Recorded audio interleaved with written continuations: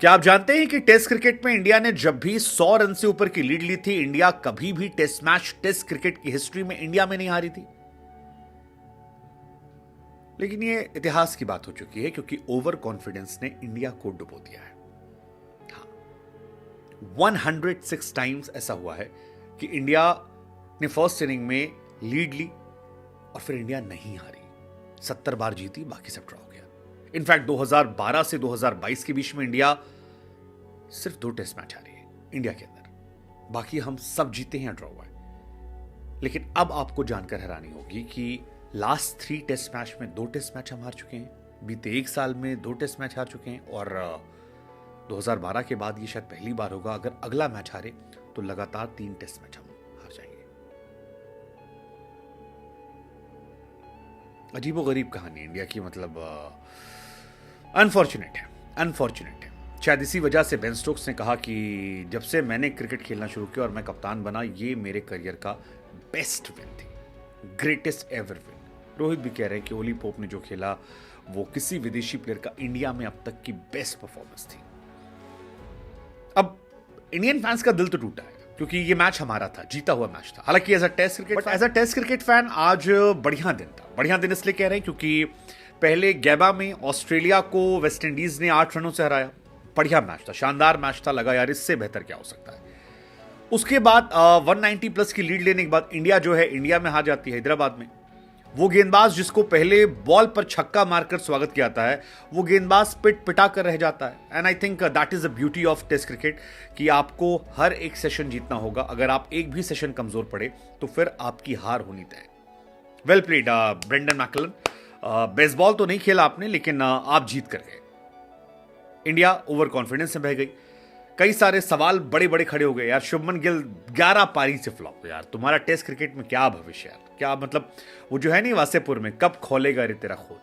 और श्रेयस अय्यर ने world cup में परफॉर्म किया, लेकिन श्रेयस अय्यर भी यार बहुत ही अंडर परफॉर्मिंग प्लेयर है। मतलब अगर आप इनके स्टार्ट देखोगे, श्रेयस अय्यर आखिरी 10 पारी में 13, 35, 4, 0, 6, 31, 26, 0, 12, 4 बांग्लादेश में शतक मारा था, उसके बाद से फ्लॉप। शुभमन गिल को तो ऐसा लगता है यार टफ कंडीशन से बैटिंग करना आता ही नहीं है। 0, 23, 10, 36, 26, 2, 29, 6, 18। आई मीन ये क्या चेतेश्वर पुजारा, अजिंक्य रहाणे का रिप्लेसमेंट बनेंगे? बहुत क्वेश्चन इसको लेकर है और शुभमन गिल की जगह टीम में नहीं बनती है। इस मैच के बाद नहीं बनती है। नेक्स्ट मैच में रजत पाटीदार या किसी को मौका मिलना चाहिए। शुभमन को अब हाई टाइम, लेकिन मेरे हिसाब से इस मैच में इंडिया का अप्रोच जो था वो थोड़ा अलग था। यशस्वी जायसवाल का अप्रोच अलग था। जायसवाल ने पहले इनिंग में बेसबॉल खेला था, बढ़िया उससे रन बने थे, लेकिन रोहित के 39 रन पर वो आउट हुए। जायसवाल ने आज थोड़ी स्लो इनिंग खेली। शुभमन तो आते ही ससुर आउट हो गए। राहुल थोड़ा टिकने की कोशिश की, लेकिन मुझे लगता है राहुल के विकेट के बाद से इंडिया कम बैक नहीं कर पाई। अक्सर ने कोशिश की थी, वो आउट हुए। अय्यर फ्लॉप चल रहे हैं। जडेजा का अनफॉर्चुनेट रन आउट था। फिर भरत और अश्विन ने थोड़ी कोशिश की थी, लेकिन अनफॉर्चुनेट थे। अश्विन तो हालांकि आखिर में आउट हुए क्योंकि तब इंडिया को तेज खेलना था और वहां से मैच खत्म हो चुका था। लेकिन अगेन लड़े तगड़े हारे और एक अनफॉर्चुनेट हार इंडिया की है जिससे उभरने में थोड़ा समय लगेगा। लेट्स जस्ट होप कि अगले मैच में कुछ अच्छे चेंजेस हों, कुछ अच्छे प्लेयर्स जो बाहर डगआउट में बैठे हैं उन्हें मौका मिले और रजत पाटीदार या किसी और को देखा जाए। हालांकि अभी भी मुझे लगता है कुछ सरफराज जैसे प्लेयर्स को मौका देना चाहिए क्योंकि आपके पास टेस्ट में, या पुजारा जैसे प्लेयर को ला सकते हो ताकि थोड़ी टीम में कंसिस्टेंसी हो जाए। बिकॉज आपकी टीम कमजोर है, काफी कमजोर है और इस तरह कमजोरी पर आप मैच नहीं जीतने वाले हो। ये मेरा अपना एनालिसिस है। देखते हैं क्या होता है। लेकिन फिलहाल बहुत ही दुखद दिन इंडियन क्रिकेट के लिए, क्योंकि हारना अलग चीज है यार। मतलब जीत कर ऑलमोस्ट एज पर आकर आप थाली में परोस कर दे दो, वो थोड़ा सा पेनफुल होता है। तो मेरे हिसाब से ये है, लेकिन कोई बात नहीं। इंडिया का रिकॉर्ड है, हमने 36 पर ऑल आउट होने के बाद गैबा में ऑस्ट्रेलिया को सीरीज हराई थी। लेट्स जस्ट होप कि अगले मैच से हम चढ़ें, जबरदस्त खेले। लेकिन हालांकि इस मैच में बेन स्टोक्स रोहित और इंडिया पर भारी पड़े। मतलब मेरे हिसाब से बेन स्टोक्स का भी जबरदस्त इन्वॉल्वमेंट रहा, जबरदस्त कैप्टेंसी की जो रोहित शर्मा से बेहतर थी। सबसे बड़ी बात है कि टॉम हार्टली में लगातार बिलीव करते रहे वो, क्योंकि टॉम हार्टली जो है वो फर्स्ट इनिंग में बहुत फ्लॉप हुए थे, बहुत पिटाई हुई थी, 6 की इकॉनमी से पिटाई हुई थी। और उसके बाद उन्होंने भरोसा जताया, बढ़िया कैप्टेंसी की, 70 रन पहली इनिंग में बनाए जो बहुत वैल्यूएबल थे। और सबसे बड़ी बात है कि वो जडेजा को जो रन आउट किया, आई थिंक उसका एक कमाल था। हालांकि टॉम हार्टली ने भी एक रिकॉर्ड बनाया। टॉम हार्टली डेब्यू की पहली बॉल पर टेस्ट क्रिकेट में छक्का खाए थे और उसके बाद 9 विकेट मैच में निकाले। ऐसा एक बार पहले हो चुका है, सोहग गाजी ने ऐसा किया था, 9 विकेट निकाले थे और पहली बॉल पर छक्का खाए थे। लेकिन जो स्टैट्स इंडिया के लिए खराब गए वो वही थे कि 106 मैच खेला और उसमें 70 में जीते थे हम लीड लेने के बाद 100 रन की, लेकिन पहली बार हारे।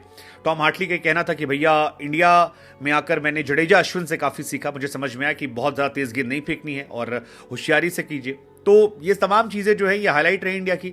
लेकिन आज इंडिया परेशान होगी, दुखी होगी और इंडिया को सोचना होगा। रोहित शर्मा पर भी क्वेश्चन होंगे। रोहित शर्मा ने शुरुआत में फर्स्ट इनिंग में बहुत सारे लूज चांसेस बेन स्टोक्स को दिए थे रन बनाने के लिए, तो ये सारी चीजें रही। हालांकि अभी मैच बहुत बाकी है, 5 मैचों की सीरीज है और वी होप कि इंडिया कमबैक करे, क्योंकि इंडिया ने हमेशा कमबैक किया है। लेकिन बढ़िया देखते हैं यार, मतलब अब थोड़ा सा बुरा तो लगा यार, लगना भी चाहिए क्योंकि इतनी सारी। लेकिन एक सच ये भी कि इंडिया और इंग्लैंड का जब भी मैच होता है तो हम पहला मैच अक्सर जीतते नहीं है, या हार जाते हैं या ड्रॉ हो जाता है। जैसे 2014 में हुआ था, पहला मैच हम हार गए थे, 2016 में ड्रॉ हुआ, फिर 2018 में ही आए ड्रॉ हुआ, 2021 में आए ड्रॉ हुआ, 2021 में आए ड्रॉ हुआ और 2024 में आए फिर इंडिया हार गई। ये लेकिन इंडिया और इंग्लैंड दोनों मिलाकर है, ऐसा नहीं कि इंडिया के अंदर ही है। तो ये कुछ स्टैट्स हैं जो इंडिया को परेशान करने वाले। इंडिया की तरफ से आज एक भूलने वाला दिन था, क्योंकि पहली बार हैदराबाद में उनकी हार हुई है, पहली बार 100 रन प्लस लेने के बाद होम में हार हुई है और 12 साल के बाद 3 हार का हम बिल्कुल करीब पहुंच गए हैं। तो ये सारी चीज़ें उनको परेशान करने वाली है। इंडिया की तरफ से अगर आप स्टैट्स की बात करेंगे तो इंडिया में सबसे बड़ी हार है फर्स्ट रन की लीड लेने के बाद सेकंड नंबर की। इससे पहले ऑस्ट्रेलिया वाला टेस्ट मैच था 2000 में, जिसमें 2001 में कोलकाता टेस्ट मैच, जिसमें इंडिया ने 274 रन की लीड खाने के बाद मैच जीता था और वो जीत गए थे।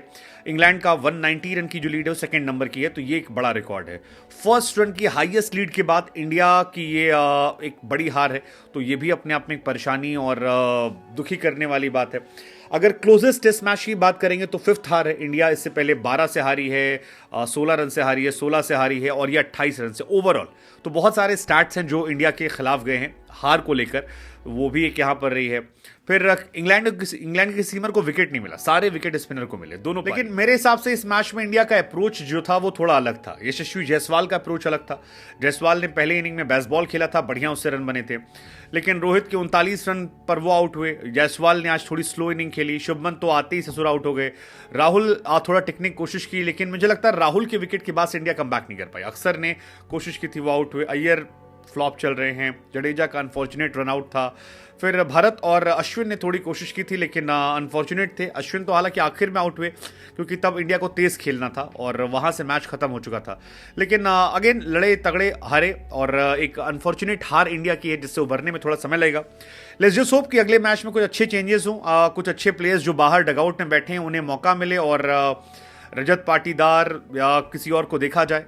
हालांकि अभी भी मुझे लगता है कुछ सरफराज जैसे प्लेयर्स को मौका देना चाहिए, क्योंकि आपके पास टेस्ट में, या पुजारा जैसे प्लेयर को ला सकते हो ताकि थोड़ी टीम में कंसिस्टेंसी हो जाए, बिकॉज आपकी टीम कमजोर है, काफी कमजोर है और इस तरह कमजोरी पर आप मैच नहीं जीतने वाले हो। ये मेरा अपना एनालिसिस है, देखते हैं क्या होता है। लेकिन फिलहाल बहुत ही दुखद दिन इंडियन क्रिकेट के लिए, क्योंकि